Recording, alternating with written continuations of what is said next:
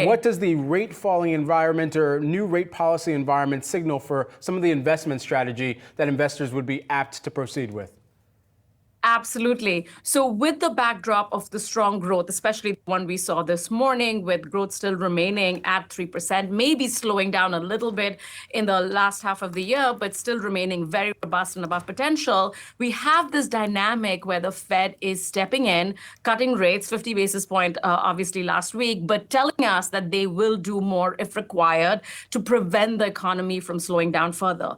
That backdrop is really great, especially for those investors looking to earn income in the fixed income market. So that is what we're highlighting in our fall outlook. Clip coupon in the belly of the curve, go into the income generating parts of the market, such as securitized assets, such as defensive high yield, such as parts of emerging market, because that is where you're going to earn the income. And this is a great time to step out of cash and earn that income. Gargi, when you talk about the fact that your base case here is for the U.S. economy to slow, I guess to what degree then should investors, when they're trying to figure out the best opportunities within the market, should they be prepared for more volatility? I guess, does that then up the risk that we could see some sort of shocks down the line, and then ultimately that could obviously trickle through here to the markets? Honestly, when I say slow, what I mean is that we got used to an environment of 4%, 3% growth. When we say slow, and we saw this from the Fed's own statement of economic projections, coming down to sort of a level of around 2%. Slow does not mean that we're talking about getting down to negative levels or anything that resembles a slowing down in recessionary terms. This just means more moderation, similar to what we've seen in the labor market, where obviously we're beginning to see job growth coming in the hundreds of thousands instead of the 200,000-300,000.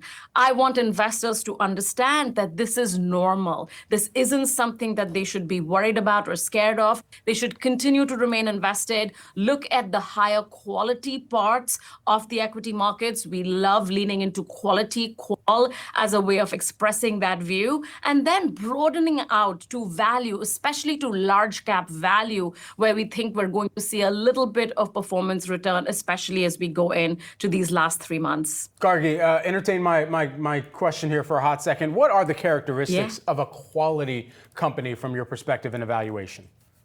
Absolutely. So the three things that we're looking at right now as it comes to quality companies and large cap companies that we like is, number one, having that very strong earnings growth, continuing to have consistent, strong earnings growth. Number two, having the ability to generate ample cash flow, which is really important, especially if we slow down just a little bit. Number three, being very cognizant of the debt, the leverage. So having low leverage is another thing that separates a higher to a lower quality company. And one of the things that we've talked a little bit about in our fall investment directions is this idea that small caps perhaps are not going to have that sustained performance. They can have periods of outperformance, but not the sustained performance.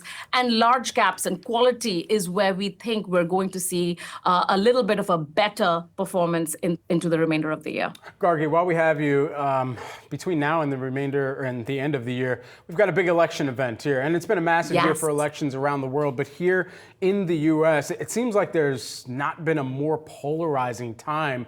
So for investors that are trying to really figure out how businesses are navigating this and make sure that their portfolio perhaps has the best bipartisan policy in their own strategy, how do they effectively go about doing that, regardless of what the outcome looks like, making sure that they're positioned well?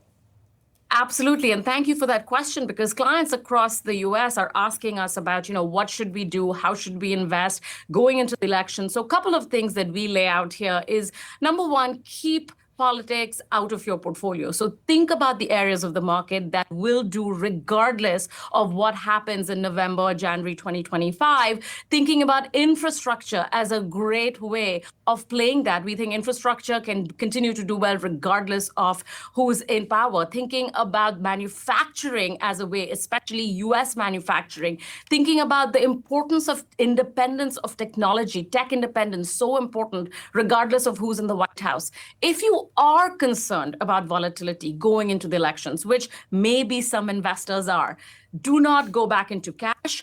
think about ways in which you can protect your downside with things like buffered strategies such as MaxJ, or things like minimum volatility strategies such as USMV that allow you to stay invested but preserve your downside. So stay invested, step out of cash. We understand that you might be feeling some nervousness about the elections, but keep politics out of your portfolio with some bipartisan ways that we lay out. Gargi, always great to have you. Thanks so much for hopping on with us here this morning and kicking things off.